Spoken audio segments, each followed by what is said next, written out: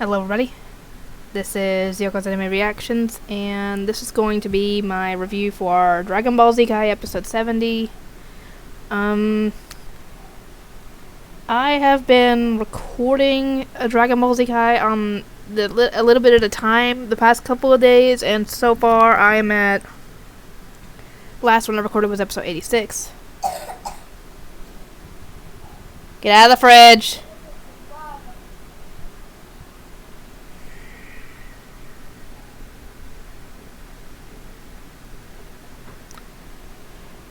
And hurry up.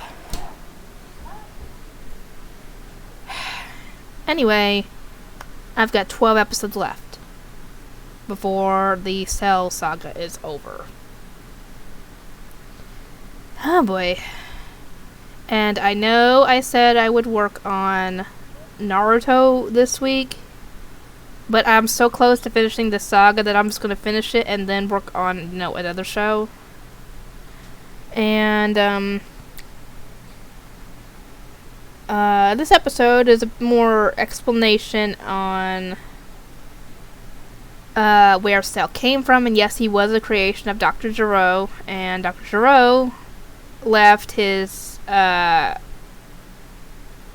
guess, creation to the computer in a secret bunker below his lab while he went and focused on other projects because it was going to take a while.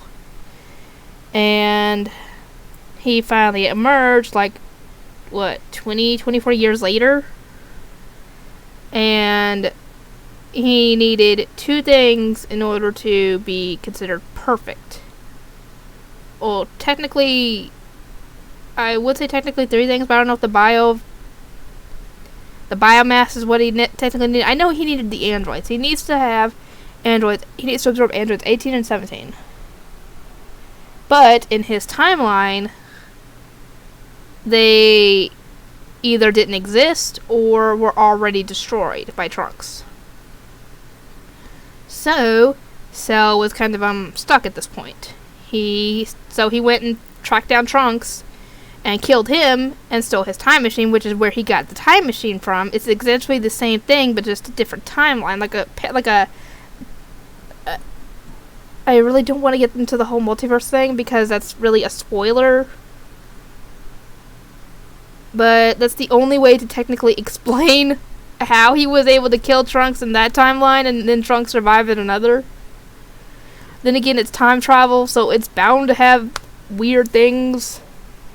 Anyway, he stole the time machine, came back, and waited until he had gotten back to his form before he left, and then started, gathering the biomass he needed so he could be strong enough to take down 17 and 18 and absorb them.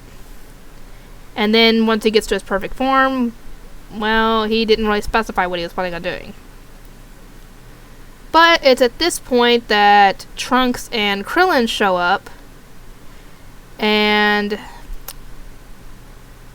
Piccolo had actually tricked him because, as we all know, Namekians can regenerate, and so he regenerated he tore off the limb that had been drained and regrew another one.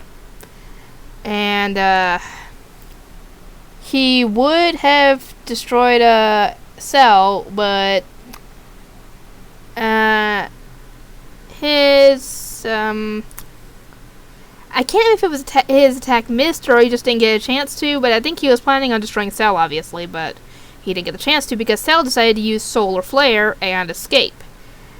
And they were trying to figure out how he had that attack because that's Tien's signature move, but then again, that's a pretty common technique because both Goku and Krillin have learned how to use it. So it's not as signature as Goku's Kamehameha wave. But then again, Krillin, Goku, Yamcha, Tien used it once. I think Piccolo used it once just to mess with Goku during their fight in Dragon Ball. And Master Roshi can use the Kamehameha, so it's not technically a signature move, it's just what Goku's most known for. Anyway, Cell escapes, and Piccolo and the others are unable to figure out where he went because he learned how to disguise his power level just like they can. So they're essentially stuck on trying to find him. They just gotta follow the news, and even then he could be one step ahead of them, so. Piccolo's ticked off because Cell escaped, and now they have no way to track him. And Piccolo has to explain what happened, but they're gonna wait till Tien and Vegeta get there because they're coming their way. And by this point, yeah, Android 17 and 18 are still making their way to find Goku, and yeah, I feel bad for them because of what happens next, but what happens in a future episode. Anyway, Cell just ends up stopping on a highway and is just contemplating in his head what he needs to do next. And a bus stops behind him, and the guy is honking the horn, and doesn't know it's there, or he's just ignoring it. And he starts absorbing the biomasses of the football players on the bus, including the driver. So yeah, this is going to continue until Cell either finds Android 17 and 18, or they find him. So yeah, a lot has happened, and a lot of information is set up in this episode. If I miss anything important, please let me know. And as for how I know about the whole multiverse thing, yeah, spoilers from Anime America, mostly.